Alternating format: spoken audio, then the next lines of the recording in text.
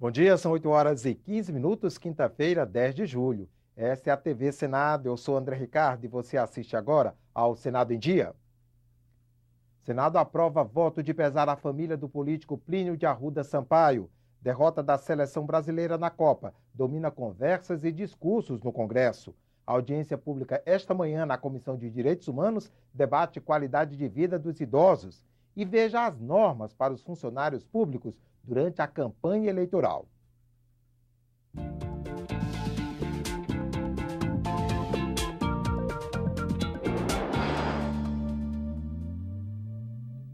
Foi enterrado ontem em São Paulo o corpo de Plínio de Arruda Sampaio. Deputado federal por 3 mandatos, ele morreu aos 83 anos. Plínio estava internado há um mês para tratar um câncer nos ossos. O Senado aprovou um voto de pesar à família do ex-presidente do PSOL e militante de esquerda.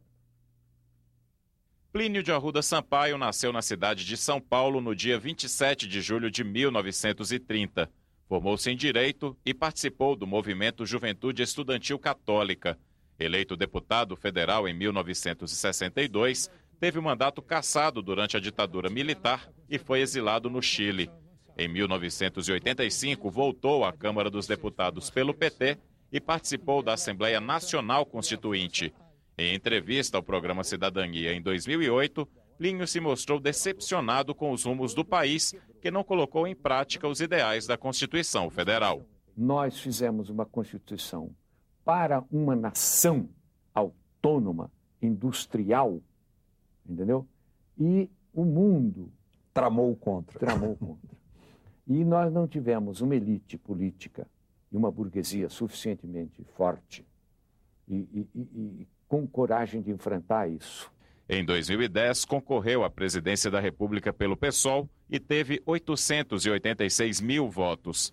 A reforma agrária era uma das principais bandeiras de Sampaio.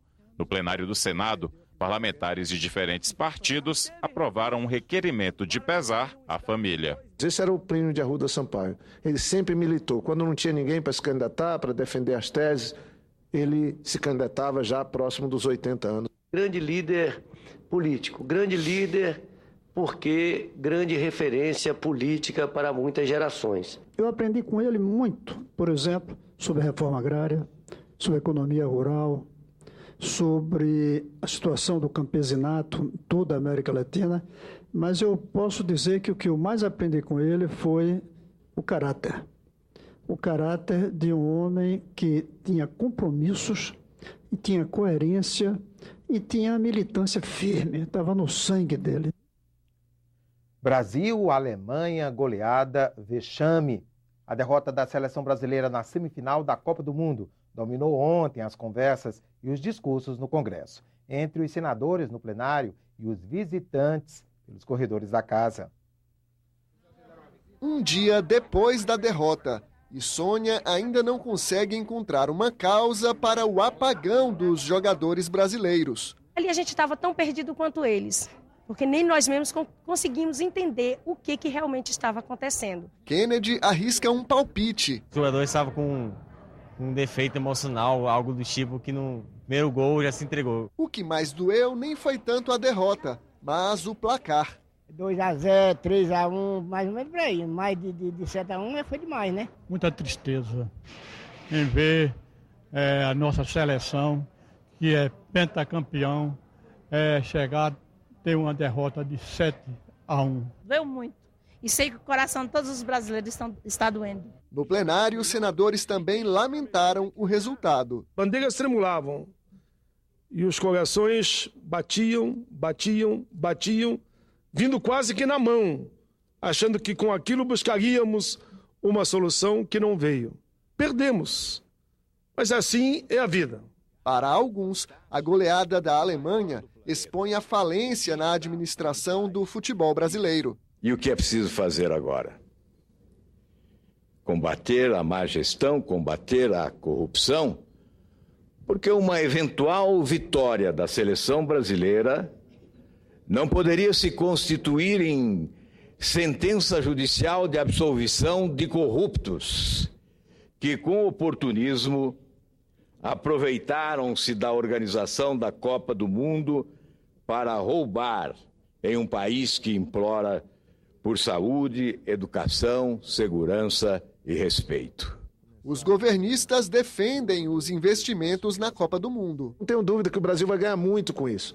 Mais de 3 bilhões de pessoas estão ligadas na Copa do Mundo. O nosso país pode sim tirar muitos benefícios do turismo e também já tem o nosso legado, que são instalações de novos aeroportos, de mobilidade urbana nas cidades. Sinceramente, acho que, graças a Deus, a Copa deu certo no Brasil. Agora, nós tivemos esse drama ontem, que aí é parte do imponderável do futebol. Para o senador Cristóvão Buarque, o Brasil precisa pensar além do futebol. O campeonato de futebol é uma coisa que toca muito na alma do brasileiro e nós temos que sofrer por isso. Mas é lamentável que a gente não sofra pelos outros indicadores terríveis dos outros campeonatos que o Brasil enfrenta na saúde, na educação, no ensino superior, na ciência, na tecnologia, na paz nas ruas, na eficiência econômica. Mas a Copa continua. Daqui para frente, torcer para o terceiro lugar e cabeça para cima e esperar o que acontece aí. Bola para frente, continuar a nossa jornada e se preparar para a próxima. E esperar pelos craques que vão entrar em campo na Copa da Rússia em 2018. Próximo jogador que seja, quem sabe meu filho, né? Que joga na escolinha do Vitória. A Comissão de Direitos Humanos debate em audiência pública daqui a pouco, às 9 horas, o tema envelhecimento e qualidade de vida. De acordo com o IBGE, em uma década, a expectativa de vida dos brasileiros aumentou de 71 para 74,6 anos. A estimativa é que em 2060, os idosos alcancem 26,8% da população. Entre os convidados para a audiência estão representantes da Agência Nacional de Saúde Suplementar, do Ministério da Previdência Social e de entidades de aposentados. Eleições 2014, a campanha está nas ruas e o eleitor deve ficar atento. Além das regras para a publicidade dos candidatos, também há normas para os gestores públicos, independente de estarem concorrendo ou não. Funcionários públicos, políticos e comissionados não podem fazer campanha no horário de trabalho, nem usar bens públicos para favorecer candidatos. Ele não pode utilizar da máquina pública para promover a sua candidatura. Essa atuação pode gerar a ocorrência de um crime eleitoral ou da configuração de uma propaganda eleitoral irregular. Durante a campanha, a lei eleitoral também proíbe dar aumento de salário superior à inflação, nomear servidores, transferir recursos da União a estados e municípios sem previsão legal, fazer publicidade do governo e pronunciamentos no rádio e na TV, exceto se autorizados pela Justiça Eleitoral. Além disso, os candidatos não podem comparecer à inauguração de obras públicas. É a separação do dinheiro público do dinheiro privado. As campanhas eleitorais, apesar de contarem com dinheiro público que vem do fundo partidário, não podem ter nenhuma participação, nenhum benefício gerado pela administração pública, direta ou indireta. Tanto o agente público quanto o candidato beneficiado por esses atos proibidos pela lei podem ser punidos. As sanções possíveis são multa, perda do registro de candidatura ou do mandato, processo por improbidade administrativa e, dependendo da gravidade da conduta, cabe até prisão por crime eleitoral. Se há uma conduta vedada, a lei diz que eu não tenho que verificar se ela influenciou ou não a eleição. A lei já considera que ela influencia. Se essa conduta vedada é uma coisa muito simples, resolve-se na multa no patamar mínimo. Se é uma coisa um pouco mais grave, vai se aumentando o valor da multa. Se é algo gravíssimo, o gravíssimo pode chegar à cassação do registro e do diploma. O Parlamento do Mercosul declarou oficialmente apoio à Argentina na disputa com os chamados fundos abutres. Entre 2005 e 2010, o país reestruturou a dívida com credores internacionais.